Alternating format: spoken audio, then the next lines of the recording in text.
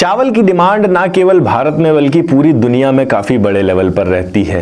यही रीजन है कि हमारा जो इंडिया है वो second largest rice producer country है। इसके साथ में आपको ये भी जानकर काफी अच्छा महसूस होगा कि हमारे भारत का जो जलवायु है वो काफी ज्यादा अनुकूल है धान उगाने के लिए। धान से ही बनता है चावल और इसी चावल को एक्सपोर्ट किया जाता है, जिसका मार्केट केवल भारत के हम अगर एक्सपोर्ट मार्केट की बात करें तो 10 बिलियन से अधिक का एक्सपोर्ट मार्केट रहा है लास्ट ईयर का राइस का भारत से। और संभावना यह है कि ये हर साल तकरीबन 8% की दर से बढ़ रहा है। तो इससे आप इस चीज का अंदाजा लगा सकते हैं कि चावल की कितनी बड़ी डिमांड है और आने वाले समय में इसका कितना अच्छा स्कोप है। अगर आप राइस फैक्ट्री के बिजनेस को शुरू करना चाहते हैं या राइस मिल के बिजनेस को शुरू करना चाहते हैं तो आज की इस वीडियो को लास्ट तक जरूर देखिएगा। बहुत सारी इंपॉर्टेंट चीजें आज की इस वीडियो में आपको पता चलने वाली हैं। हेलो एंड वेलकम फ्रेंड्स, मेरा नाम है अनूप सिंह और आप देख रहे हैं आपका अपना YouTube channel. So let's get started. देखिए अभी के टाइम में अगर हम बात करें तो केयर, बीएल और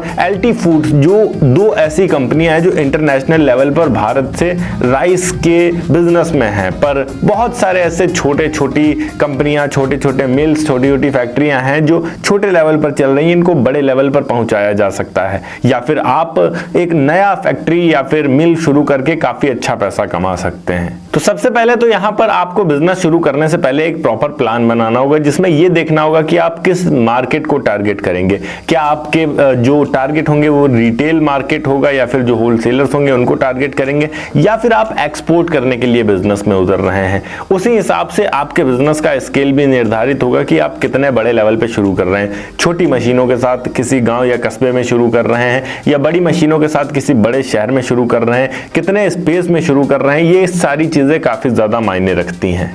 अगर छोटे लेवल पर है तो ये काफी कम जगह में भी शुरू हो जाएगा, तकरीबन 2 से 3 हजार स्क्वायर फीट। पर अगर बड़े लेवल पर शुरू कर रहे हैं तो 10,000 से अधिक स्क्वायर फीट भी लग सकते हैं। और अगर आप एक्सपोर्ट करने के लिए इंटरनेशनली लेवल पर इसको शुरू करना चाह रहे हैं तो उसके लिए 1 एकड़ से भी अधिक जमीन की जरूरत पड़ सकती है। इसके लिए आपको कुछ बेसिक मशीनों की जरूरत पड़ेगी, जैसे paddy cleaner, destoner, husker, separator, rice polisher और इसके अलावा पैकिंग यूनिट। ना केवल इन मशीनों से आपका काम चल जाएगा बल्कि यहाँ पर अगर आप राइस फैक्ट्री शुरू करना चाहते हैं तो यहाँ पर लाइसेंसिंग भी काफी ज्यादा जरूरी होती है। इसलिए आपको कुछ लाइसेंस लेना बहुत ज्यादा जरूरी है, जिनमें सबसे इंपॉर्टेंट है आपका उद्यम यानी एमएसएमई रजिस्ट्रेशन, दूसरा जीएसटी नंबर, तीसरा फूड लाइसेंस, चौथा फैक्ट्री लाइसेंस और पांचवा पॉल्यूशन एनओसी राज्य के अनुसार, जो भी राज्य है आपका।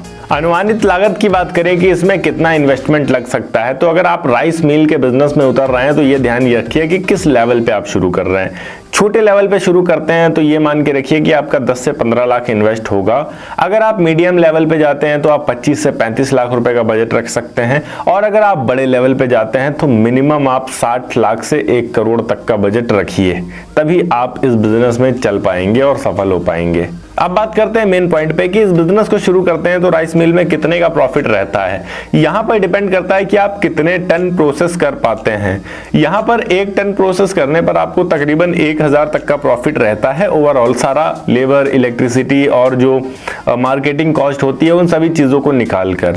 तो 1000 रुपए अगर आप बचा रहे हैं 1 टन पर और दिन में केवल 10 टन यानी कि 100 क्विंटल भी आप प्रोसेस कर देते हैं अपने राइस मिल में तो आप 10,000 रुपए तक आसानी से बचा पाएंगे। महीने के बनते हैं 3 लाख रुपए।